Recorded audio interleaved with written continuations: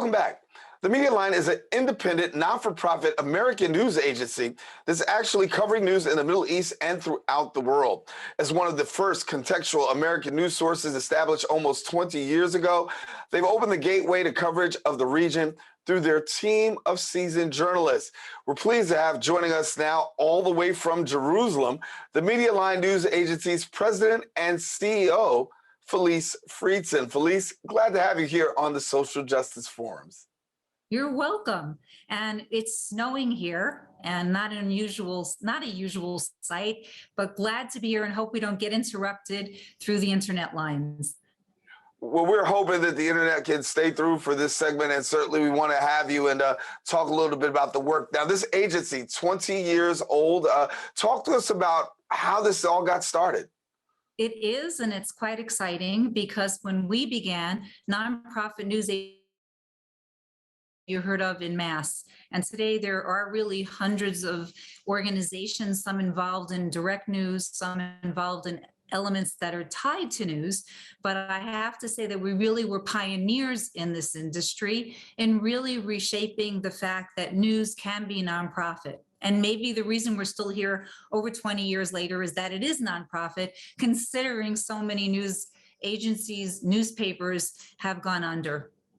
Yeah. So give us a little bit about this, because you have a great job in covering the Middle East. It's a news agency that's really geared to that. And we know about, tensions. We know about all those things that are going on. But really to be able to concentrate on the Middle East, give us a little bit about the groundwork and what you're aiming to accomplish through your media agency. The most important element here is context. That most people look at news and they look at it in the lens of the narrative they want to hear.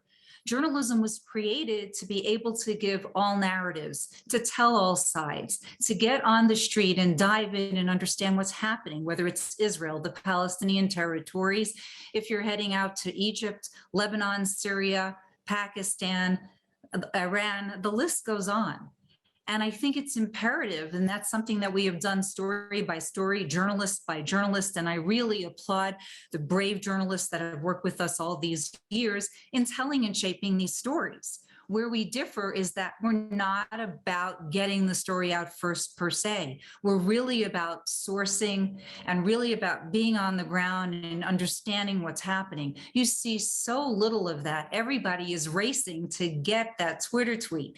Everyone is racing to say, I'm going to get the algorithm we need. But if you look at why journalism was created, it was created to be a checks and balances on government, to be able to educate public, media, and of course, government alike. And I'm proud to say that over 20 years later, we're really doing this. It's not an easy task, but it is so important. Tens of thousands of stories that we've told throughout the region, the local, global, global, local, and that's really the gist of it. Separate from that, by the way, Daren, we train the next generation of students. We are so proud of our press and policy student program. We have over 16 universities that are actually signed agreements with the Media Line where students have come to Jerusalem to train. We've had students that we've trained both also in the Palestinian territories, in Israel, in Gaza, and beyond. We've trained students from some of the leading universities in the United States, and they're still coming despite COVID. Yeah. Well, I want to talk for a minute about the Middle East, because we talk about the Israeli-Palestinian conflict. We spend a lot of time in, mainstream news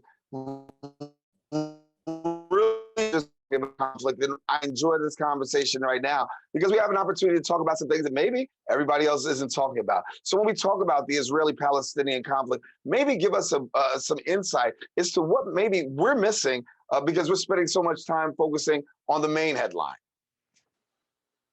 I think that everybody kind of at a point looks at the news and they think that things sort of stay the same. They don't understand that it's ever changing, ever moving. And that is the point, because you need to look at the good stories that are happening in Israel, the tough stories that are happening in Israel, the same with the Palestinian territories. So if you look at the Israeli-Palestinian issues, you have to separate the great Israel stories that are happening every day, the Israel politics, the Palestinian politics, the Palestinian good stories and bad stories, and then what happens between the two nations, where many of them, those stories come together because Israel and the Palestinian territories are connected at the hip in terms of all of the economy. That is the real truth in terms of what happens on a day-to-day basis. So despite the conflict, there is interaction between Israelis and Palestinians, because otherwise the Palestinians would not have the electricity that they use. They would not have many of the things that are necessary to help them to sustain what goes on a day-to-day basis.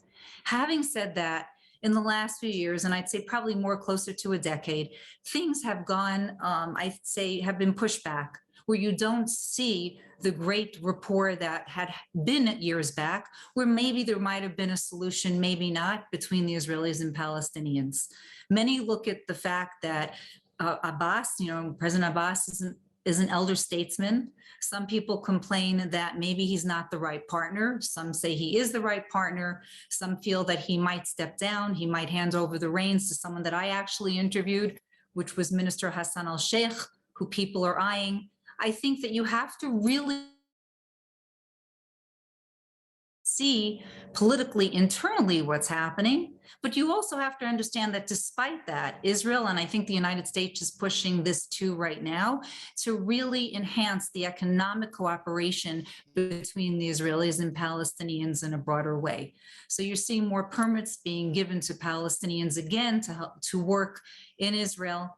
And this is something that has always been, but they're trying to increase that many times fold. You're seeing some on the ground money put in by the United States government to help to increase all kinds of small businesses, and particularly in the technology areas as well.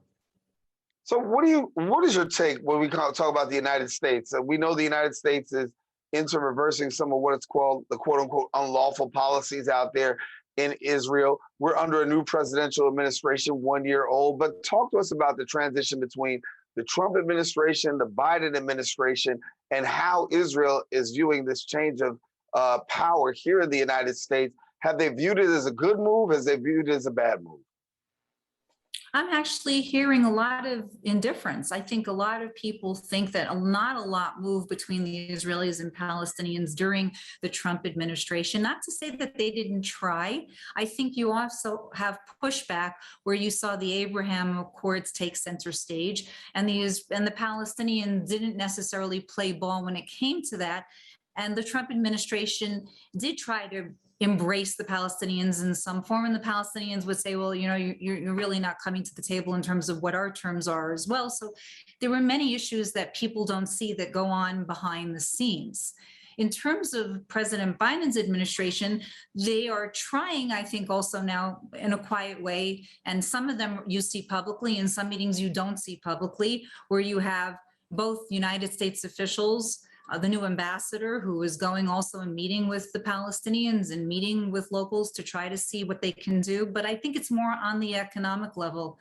I don't see it so much in terms of the bringing together of the parties on a political level yet either. There are so many other issues that are important right now. And I still think, unfortunately, that the Israeli-Palestinian issue still takes a back seat to them. When you're dealing with Iran and dealing with Syria, dealing with, is there going to be a war right now in terms of Ukraine and Russia? And everybody's eyeing that at the moment. So this big elephant in the room is going to remain the elephants in the room for quite a while. And that's why I refer to the economics that still needs to be bumped up. You don't have a state without economy.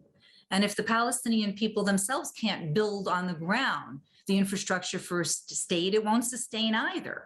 And that's something that I personally saw the hundreds and hundreds of stories over the years that I've done in covering both the Israeli and Palestinian sides, that yes, in some ways things haven't changed at all. Mm-hmm. Let me talk about what we should be paying attention to. I talked to you before about being in mainstream media. We do a good job of chasing the headlines. As you said, the Twitters, the clicks, the likes, what's going to actually attract attention and bring people to a media outlet simply by focusing on the headlines or the things that people may want to hear. But behind the scenes, and I'm grateful that we have organizations such as yourself that really can be entrenched in other stories that maybe we're not paying attention to. So as we're looking in 2022, what are some of the things that we should be paying attention to that maybe mainstream is not? I'm going to start with something called journalism. It may sound boring, but I think it's really important, It's Daren. real. It's You know, real. I Right. know. Well, nobody, who we met. First of all, who even knows what journalism is? If you go out on the street and ask a bunch of people, what are they going to tell you? It's a blog, it's Twitter, it's Instagram, TikTok. What's next? I actually believe that everything is cyclical. So if you want to look at the stories, you're going to look at the things that are happening on the street, the human interest stories that really ring true. If you look at our site, they're often about the Afghani woman and what's happening to her and what her plight was, or the unsung women we're writing about for Holocaust Memorial Day. So many stories that just don't get out there. And that's what's critical. You know, I went to Yemen and it was a month before the revolution. And there was a woman who was running a newspaper in English. Who knew? You know, we were writing stories that were picked up in her paper. These are the kinds of stories that are bold and hold. The woman that I'm interviewing in a few weeks, who I know was Palestinian, a famous doctor, and decided to teach in McGill in Canada. Well, you know what? That's interesting. Why are they leaving the Palestinian territories? Because they didn't get work? What's the real reason? In our policy, press and policy student program right now. And one of the stories she's doing, and it's something she's doing as a reporter's notebook, is she's teaching Hebrew to Arab women in East Jerusalem.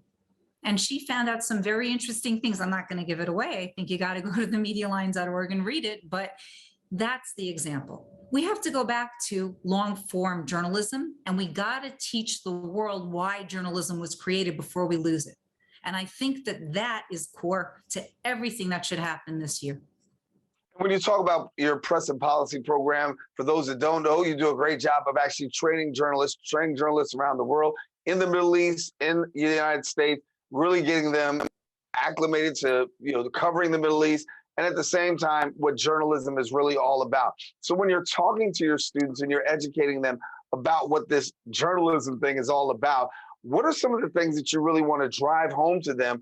Because one of the things that we've lost, and I can say, I've been in the business and I'm dating myself for 30 years. One of the things that's lost in all of this has been objectivity.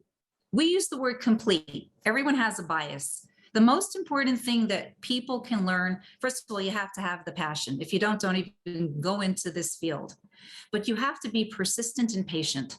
You have to learn how to vet sources. You have to learn how to love your job, that you have to love to write that story so people will understand the context of what's happening and explaining the background of a story. Don't assume the reader understands it. They don't. And understand what the audience is looking to understand, because often it's not about me. It's about what you want to understand. So it's really combining all these elements that are very, very key to telling a story. Don't forget that we have to also be fair to the different voices. It's not about my opinion. If I want to write an opinion piece, I'm going to say it's an opinion piece. Too often we're going to places where all we see is either unnamed sources or opinions. And it's not about your opinion. It's really about telling the stories that shape our lives, and we can make a difference by doing that every single day. So before we go, let me get an opportunity for our viewers to have an opportunity to really tap into the work that you're doing. If somebody over here in the United States says, hey, this really sounds intriguing, I really need to get another source and a credible source for news and to find out my information, of course, how do they get connected and what will they be able to find?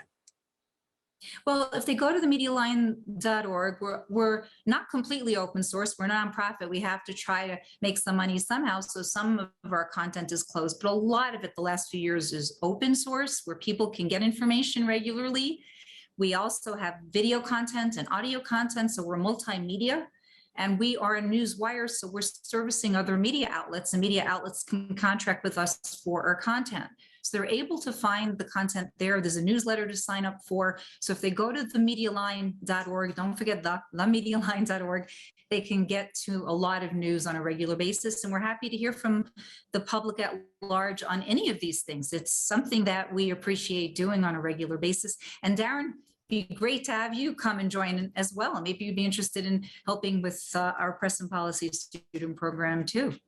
Absolutely. I would love to, and I want to, and I'm saying it on air. So definitely count me in. Would love to definitely be a part. And I think that we also could be would love to have you on some of our other platforms and maybe some of your journalists to be able to share in a television format. So we can definitely talk about doing that and want to do that. And Felice, want to thank you for being with us. I am glad that the internet connection held up throughout the course of the snow and that we were able to actually get this interview and be able to talk to you. So thank you much, and you got to come back.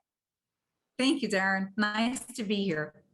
All righty. Well, we want to let you know, Felice Friedson, our guest here, she is the president and CEO of the Media Line News Agency. The information was at the bottom of the screen. Hope that you tap in and find out more information. We got to take a quick break, but we do have more here on the Social Justice Forums. You're going to hear how a young lady has transformed her life and the life of so many others by buying hotels. We'll talk about that in a minute.